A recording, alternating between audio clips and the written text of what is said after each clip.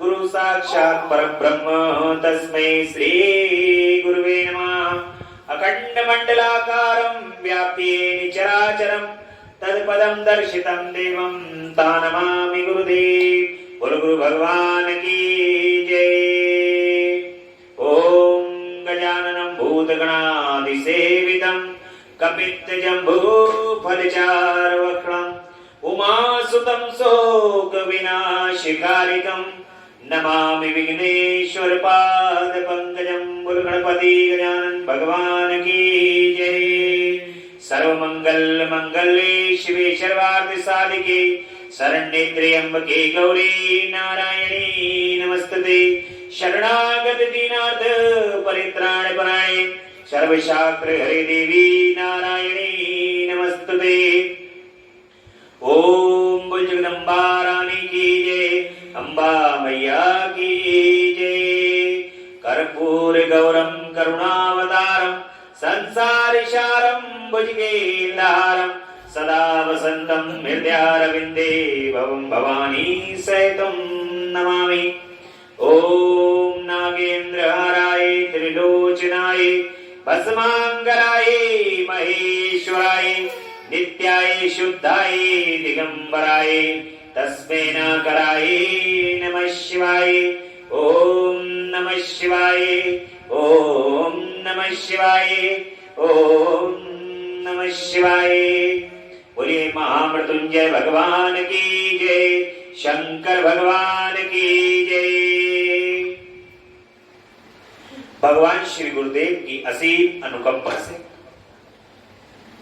माता पिता के आशीर्वाद आप सभी भक्तों के भाग्य के कारण प्रेम श्रद्धा विश्वास और भगवान भोलेनाथ की और जगदम्बा की असीम दसों दिशाओं से आने वाली कृपा के कारण ही भगवान की कथा का आज 42वां दिवस है। बड़ी परम कृपा कर रहे हैं भोलेनाथ और जगदम्बा, जो उनकी कथा को सुनाने का और सुनने का अवसर प्राप्त होता है। उनकी कृपा से ही समस्त संसार में लीलाएं घटित होती हैं और वे लीला ही कथा का रूप ले लेती हैं। कल की कथा में रुद्र संहिता का युद्ध खंड संपूर्ण हुआ और इसके साथ ही रुद्र कथा ने विश्राम ली, रुद्र संहिता ने विश्राम लिया।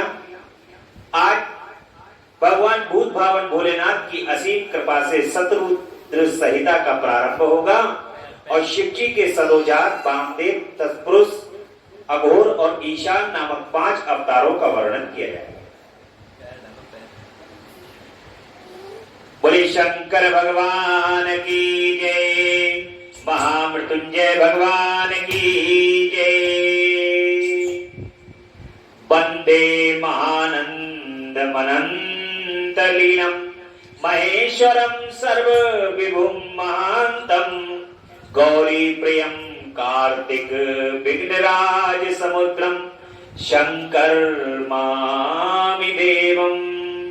जो परमानंदमय हैं, जिनकी लीलाएं अनंत हैं, जो ईश्वरों के भी ईश्वर हैं, सर्वव्यापक महान गौरी के प्रियतम तथा स्वामी कार्तिक और विघ्नराज गणेश को उत्पन्न करने वाले हैं, उन आदिदेव शंकर को मैं वंदन करता हूं। सौनक जी कहते हैं कि महाभाग सूत जी, आप तो व्यास के शिष्य तथा ज्ञान और दया की निधि हैं, अतः अब आप शंभु के उन अवतारों का वर्णन कीजिए जिनके द्वारा उन्हें सत्पुरुषों का कल्याण किया। अभी तक भगवान के जो आपने स्वरूप देखे हैं, उन स्वरूपों में आपने भगवान को नाना प्रकार के राक्षसों का वध करते हुए बताया। अब जो भगवान के अवतार हुए हैं, वो भगवान के अवतार भक्तों का कल्याण करने के लिए, सत्पुरुषों के कल्याण करने के लिए हुए। सूत जी कहते हैं कि सौनक, आप तो मननशील व्यक्ति हैं, अतः मैं आपसे शिव जी के उन अवतारों का वर्णन करता हूं। आप अपनी इंद्रियों को वश में करके सत भक्ति पूर्वक मन लगाकर श्रवण कीजिए। मुनि पूर्व काल में सनत कुमार जी ने नंदीश्वर जो सत्पुरुषों की गति तथा शिव स्वरूप ही है यही प्रश्न किया था। उस समय नंदीश्वर ने शिव जी का स्मरण करते हुए यूं उत्तर दिया था। नंदीश्वर ने कहा कि मुनि यूं तो सर्वव्यापी सर्वेश्वर शिव के कल्प कल्पांतरों में असंख्य अवतार हुए हैं, तथापि कुछ समय मैं अपनी बुद्धि के अनुसार उनमें से कुछ का वर्णन करता हूं। 19वां कल्प जो श्वेत लोहित नाम से विख्यात है उसमें शिव जी का सदोजात नामक अवतार हुआ। वह उनका प्रथम अवतार कहलाता है। उस कल्प में जब ब्रह्मा परब्रह्म का ध्यान कर रहे थे उसी समय एक श्वेत और लोहित वर्णमाला सिखधारी कुमार उत्पन्न हुआ। उसे देखकर ब्रह्मा ने मन ही मन विचार किया। जब उन्हें ये ज्ञात हो गया कि यह पुरुष ब्रह्म रूपी परमेश्वर है तब उन्होंने अंजलि बांधकर उनकी वंदना की। फिर जब भुवेश्वर ब्रह्मा को पता लग गया कि ये सदोजात कुमार शिव ही है तब उन्हें महान हर्ष हुआ। वे अपनी सद्बुद्धि से बारंबार उस पर ब्रह्म का चिंतन करने। ब्रह्मा जी ध्यान कर ही रहे थे कि यहाँ श्वेत वर्ण वाले 4 यशस्वी कुमार प्रकट हुए। वे परमोत्कृष्ट ज्ञान संपन्न तथा परम ब्रह्म के स्वरूप थे। उनके नाम थे सुनंदन नंदन, विश्वनंदन और उपनंदन। ये सबके सब महात्मा थे और ब्रह्मा जी के शिष्य हुए।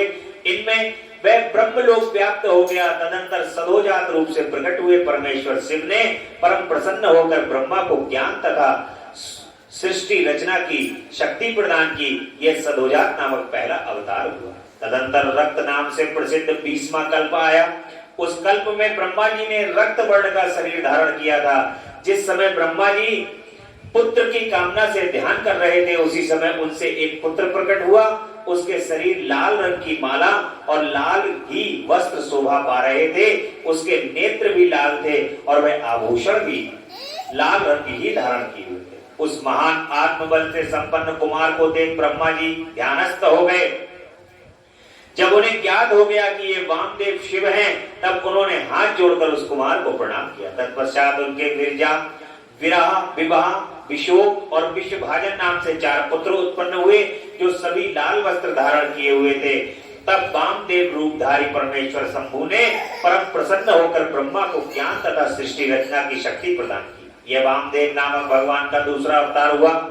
इसके बाद 21वां कल्प आया जो पीतवासा नामक से कहा जाता है। उस कल्प में महाभाग ब्रह्मा पीत वस्त्रधारी हुए। जब वे पुत्र की कामना से ध्यान कर रहे थे उस समय उनसे एक महातेजस्वी कुमार उत्पन्न हुआ। उस प्रौढ़ कुमार की भुजाएं विशाल थी और उसके शरीर पर पीतांबर झलमला रहा था। उस ध्यान मग्न बालक को देखकर ब्रह्मा जी ने उसकी बुद्धि के बल से उसे तत्पुरुष शिव समझा। तब उन्होंने ध्यान मुक्त चित्त से संपूर्ण लोकों द्वारा नमस्कृत महादेवी शांकरी गायत्री तत्पुरुषाय विद्महे महादेवाय धीमहि का जप करके उन्हें नमस्कार किया। इससे ब्रह्म महादेव भी प्रसन्न हो गए। तत्पश्चात उनके पार्श्व भाग से पीत वस्त्रधारी दिव्य कुमार प्रकट हुए। वे सब के सब योग मार्ग के प्रवर्तक हुए। ये तत्पुरुष नाम तीसरा भगवान का अवतार। तत्पश्चात स्वयंभू ब्रह्मा के उस पीत वर्ण नामक कल्प के बीच जाने पर पुनः दूसरा कल्प प्रवृत्त हुआ। उसका नाम शिव था। एकाक वर्ण की दशा में 1 सहस्त्र दिव्य वर्ष व्यतीत हो गए। तब ब्रह्मा जी प्रजा की सृष्टि करने की इच्छा से दुखी हो विचार करने लगे। उस समय उन महान तेजस्वी ब्रह्मा के समक्ष एक कुमार उत्पन्न हुआ। उस महापराक्रमी बालक के शरीर का रंग काला था। वह अपने तेज से उद्दीप्त हो रहा था तथा काला वस्त्र, काली पगड़ी और काला यज्ञोपवीत धारण किए हुए था। उसका मुकुट भी काला था और स्नान के पश्चात अनुलेपन चंदन भी काले रंग का ही था।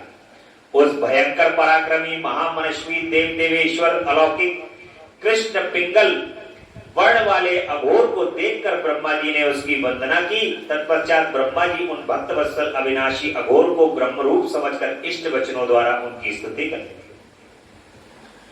तब उनके पार्श्व भाग से कृष्ण वर्ण वाले तथा काले रंग का अनुलेपन धारण किए हुए 4 महामनस्वी कुमार उत्पन्न हुए। वे सबके सब परम तेजस्वी अव्यक्तात्मा तथा शिव सरीखे रूप वाले थे। उनके नाम थे कृष्ण, कृष्णसिख, कृष्णास्य और कृष्ण कंठक। इस प्रकार उत्पन्न होकर इन महात्माओं ने ब्रह्मा जी की सृष्टि रचना के निमित्त महान अद्भुत घोर नामक योग का प्रचार किया गया। अघोर नामक चौथा भगवान का अवतार हुआ। मुनीश्वरों, तदंतर ब्रह्मा का दूसरा कल्प प्रारंभ हुआ। वह परम अद्भुत था और विश्वरूप नाम से विख्यात था। उस कल्प में जब ब्रह्मा जी पुत्र की कामना से मन ही मन शिव का ध्यान कर रहे थे, उसी समय महान सिंहनाद करने वाली विश्वरूपा सरस्वती प्रकट हुई तथा उसी प्रकार परमेश्वर भगवान ईशान प्रादुर्भन हुए, जिनका वर्ण शुद्ध स्फटिक के समान उज्ज्वल था और वे समस्त आभूषणों से विभूषित थे। उन अजन्मा सर्वव्यापी सर्व आत्माई सब कुछ प्रदान करने वाले सर्वस्वरूप सुंदर रूप वाले तथा अरूप ईशान को देखकर ब्रह्मा जी ने उन्हें प्रणाम किया। तब शक्ति शहीद विभु ईशान ने भी ब्रह्मा को सन्मार्ग का उपदेश देकर 4 सुंदर बालकों की कल्पना की। उन उत्पन्न हुए शिशुओं का नाम था जटी, मुंडी, शिखंडी और अर्धमुंड। ये योगानुसार सधर्म का पालन करके योग गति को प्राप्त हो गए। यह ईशान नामक 5वां अवतार हुआ। सर्वज्ञ सनत कुमार जी, इस प्रकार मैंने जगत की हित कामना से सदोजात आदि अवतारों का प्राकट्य संक्षेप में वर्णन किया। उनका ये सारा लोकहितकारी व्यवहार यथा तथ्य रूप से ब्रह्मांड में वर्तमान है। महेश्वर की ईशान पुरुष, घोर वामदेव और ब्रह्म, ये 4 मूर्तियां विशेष रूप से प्रसिद्ध हैं। इनमें ईशान जो विश्व रूप तथा सबसे बड़ा पहला कहा जाता है, ये साक्षात प्रकृति के भोक्ता क्षेत्र में निवास करता है। शिव जी का दूसरा स्वरूप तत्पुरुष नाम से ख्यात है।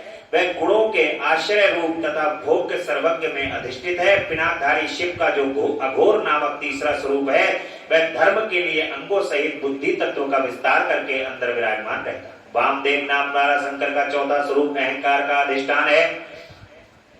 वह सदा अनेकों प्रकार का कार्य करता रहता है। विचारशील बुद्धिमानों का कथन है कि शंकर का ईशान संज्ञक स्वरूप सदा कर्ण, वाणी और सर्वव्यापी आकाश का अधीश्वर है तथा महेश्वर का पुरुष नामक रूप त्वक, पाणी और स्पर्श गुण विशिष्ट वायु का स्वामी है।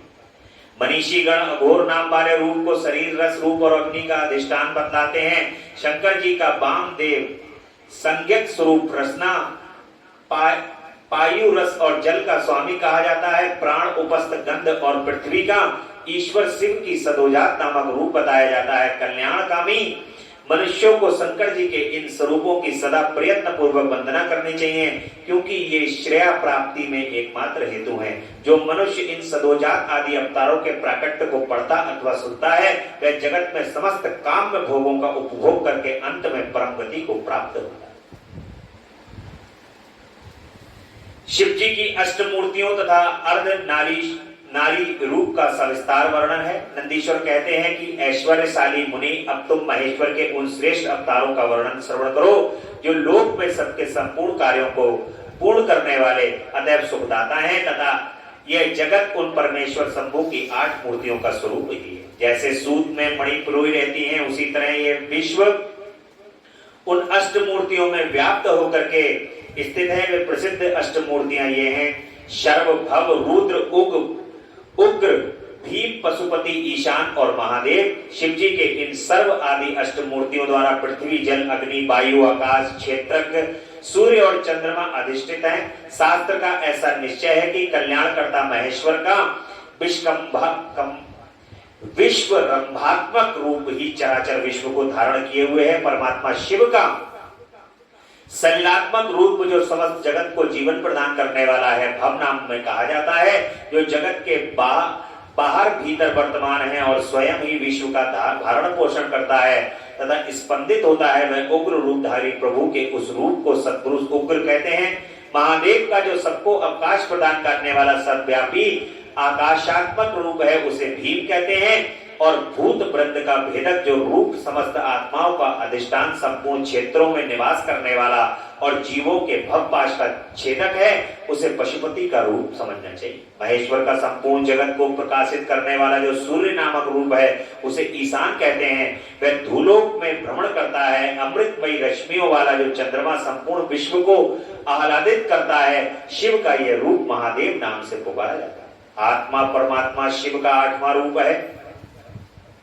यह मूर्ति अन्य मूर्तियों की व्यापिका है, इसलिए सारा विश्व शिवमय है। जिस प्रकार वृक्ष के मूल को सींचने से उसी की शाखाएं पुष्पित होती हैं, उसी तरह शिव का पूजन करने से विश्व स्वरूप विश्व परिपुष्ट होता है। जैसे इस लोक में पुत्र पौत्र आदि को प्रसन्न देखकर पिता हर्षित होता है, उसी तरह विश्व को भली भांति हर्षित देखकर शंकर को आनंद मिलता है। इस संपूर्ण विश्व में भगवान शिव विराजमान है और कण कण में शंकर है, कण कण में शिव है और शिव ही आत्मा है और शिव ही परमात्मा है। सारे तत्व में भगवान शिव हैं और जब ये आत्माएं प्रसन्न होती हैं, जब आप किसी की सेवा करते हो, तब आपको भगवान शिव का पूजन और अर्चन ही करते हो। आपके सेवा भाव से, आपके कार्यों से यदि किसी को प्रसन्नता प्राप्त होती है तो दूसरे रूप में भगवान शिव को ही वो प्रसन्नता मिलती है, क्योंकि कण कण में भगवान शिव है, भगवान शिव सर्वव्यापी है। इसलिए ये विश्व की सेवा भी करना भगवान शिव की सेवा करने के बराबर ही। इस प्रकार भगवान शिव अपनी अष्टमूर्तियों द्वारा समस्त विश्व को अधिष्ठित करके विराजमान है। अतः तुम पूर्ण भक्ति भाव से उन परम कारण रुद्र का भजन करो। प्रिय सनत कुमार, अब तुम शिव जी के अनुपम अर्धनारीश्वर रूप का वर्णन सुनो। महाप्राज्ञ, वह रूप ब्रह्मा की कामनाओं को पूर्ण करने वाला है। सृष्टि के आदि सब सृष्टिकर्ता ब्रह्मा द्वारा रची हुई सार्ग प्रजाएं विस्तार को नहीं हुई हैं। तब ब्रह्मा उस दुख से दुखी हो चिंताकुल हो गए। उसी समय यूं आकाशवाणी हुई कि ब्रह्मा, अब इस सृष्टि की रचना करो। तुम व्योम वाणी को सुनकर ब्रह्मा ने इस सृष्टि की रचना को उत्पन्न करने का विचार किया, परंतु इससे पहले नारियों का कुल ईशान से प्रकट ही नहीं हुआ था। इसलिए पद्म योनि ब्रह्म ने सृष्टि की रचना में समर्थ ना हो सके। तब यूं विचार कर कि शंभु की कृपा के बिना ये प्रजा उत्पन्न नहीं हो सकती, तब करने को उद्यत हुए। उस समय ब्रह्मा पराशक्ति शिवा सहित परमेश्वर शिव का प्रेम पूर्वक हृदय से ध्यान करके घोर तप करने लगे। भगवान शिव का और माता का की सृष्टि की रचना कैसे हो सकती है, ऐसा सोच करके भगवान शिव का और माता जी का ध्यान करने लगे। तदंतर तपोनिष्ठान में लगे हुए ब्रह्मा के उस तीव्र तप से थोड़े ही समय में शिव जी प्रसन्न हो गए। तब वे कष्टहारी शंकर पूर्ण सच्चिदानंद की कामदा मूर्ति में प्रविष्ट होकर अर्धनारी के रूप में ब्रह्मा के निकट प्रकट हो गए। उन देवादिदेव शंकर को पराशक्ति शिवा के साथ आया हुआ देखकर ब्रह्मा ने दंड की भांति भूमि पर लेटकर उन्हें प्रणाम किया और वे हाथ जोड़कर स्तुति करने लगे। तब विश्वकर्ता देवादिदेव महादेव महेश्वर पर परम प्रसन्न होकर ब्रह्मा से मेघ सी गंभीर वाणी में बोले कि प्यारे पुत्र पितामह, मुझे तुम्हारा सारा मनोरथ पूर्णतया ज्ञात हो गया है। तुमने जो इस समय प्रजाओं की वृद्धि के लिए घोर तप किया है, तुम्हारे उस तप से मैं प्रसन्न हो गया हूँ और तुम्हें तुम्हारा अभीष्ट प्रदान करूंगा। यो स्वभाव ही मधुर तथा परम उदार वचन कहकर भगवान शिव अपने शरीर के अर्धभाग में शिवा देवी को पृथक कर दिया। तब शिव ने पृथक होकर प्रकट हुई उन परमा शक्ति को देखकर ब्रह्मा विनम्र भाव से प्रणाम करके उनसे प्रार्थना करने लगे। ब्रह्मा जी ने कहा कि शिवे, सृष्टि के प्रारंभ में तुम्हारे पति देवादिदेव परमात्मा शंभु ने मेरी सृष्टि की थी और सारी प्रजाओं की रचना की थी। शिवे, तब मैंने देवता आदि समस्त प्रजाओं की मानसिक सृष्टि की, परंतु बारंबार रचना करने पर भी उनकी बुद्धि नहीं हो रही थी। अतः अब मैं स्त्री पुरुष के समागम से उत्पन्न होने वाली सृष्टि का निर्माण करके अपनी सारी प्रजाओं की वृद्धि करना चाहता हूं, किंतु अभी तक तुमने अक्षय नारी कुल का प्राकट्य नहीं हुआ है। इस कारण नारी कुल की सृष्टि करना मेरी शक्ति के बाहर है, क्योंकि सारी शक्तियों का उद्गम स्थान तुम ही हो। इसलिए मैं तुम्हें अखिलेश्वरी परमा शक्ति से प्रार्थना करता हूँ कि शिवे, मैं तुम्हें नमस्कार करता हूँ, तुम मुझे नारी कुल की सृष्टि करने के लिए शक्ति प्रदान करो, क्योंकि शिव प्रिय, इसी को तुम चराचर जगत की उत्पत्ति का कारण समझो। वरदेश्वरी, मैं तुमसे एक और वर की याचना करता हूँ। जगत माता, कृपा करके उसे भी मुझे दे दीजिए। मैं तुम्हारे चरणों में नमस्कार करता हूँ। वह ये वर है कि सर्वव्यापिनी माता जगत जननी, तुम चराचर जगत की वृद्धि के लिए अपने एक सर्वप्रथम रूप से मेरे पुत्र दक्ष की पुत्री हो जाओ। ब्रह्मा द्वारा ये याचना किए जाने पर परमेश्वरी देवी शिवा से तथास्तु ऐसा ही होगा कहकर वह शक्ति ब्रह्मा को प्रदान हो गई। सुतराम जगन्मयी शिव शक्ति शिवा देवी ने अपनी भुवों के मध्य भाग से अपने ही समान प्रभाव वाली एक शक्ति की रचना की।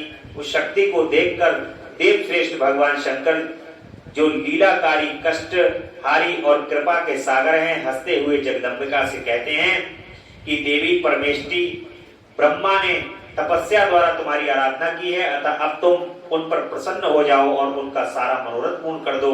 तथा शिवा देवी ने परमेश्वर शिव की उस आज्ञा को सिर झुकाकर ग्रहण किया और ब्रह्मा के कथनानुसार दक्ष की पुत्री होना स्वीकार कर लिया। मुनि, इस प्रकार शिवा देवी ब्रह्मा को अनुपम शक्ति प्रदान करके शंभु के शरीर में प्रविष्ट हो गई और तत्पश्चात भगवान शंकर भी तुरंत ही अंतर ध्यान हो गए। तभी से इस लोक में स्त्री भाग की कल्पना हुई और सृष्टि चल पड़ी। इससे ब्रह्मा को महान आनंद प्राप्त हुआ। तात इस प्रकार मैंने तुमसे शिव जी के महान अनुरूप अर्धनारी रूप का वर्णन कर दिया। यह सब पुरुषों के लिए मंगलदायक है। इस प्रकार से भगवान के यहाँ पर अवतारों का वर्णन हो रहा है।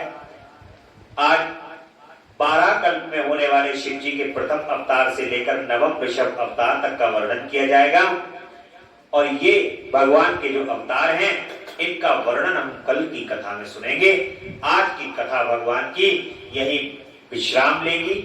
बोलिए हर हर हर महादेव, हर हर हर महादेव। शिव शंभु कैलाशपति, तेरा पल पल बीता जाए, मुख से जप ले नमः शिवाय, ओम नमः शिवाय, ओम नमः शिवाय, ओम नमः शिवाय, ओम नमः शिवाय।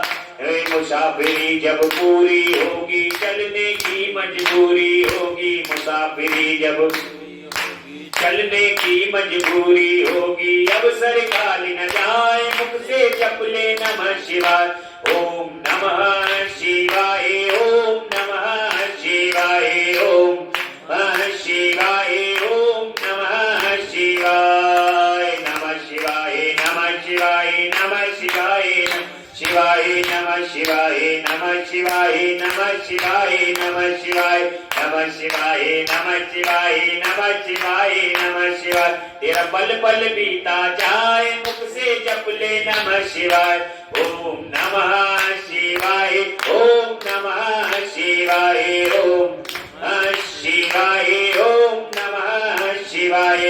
बोले शंकर भगवान की जय, महामृत्युंजय भगवान की जय। बोलो हर हर महादेव, हर हर हर महादेव। शिव शंभु कैलाशपति, जगदम्बा रानी की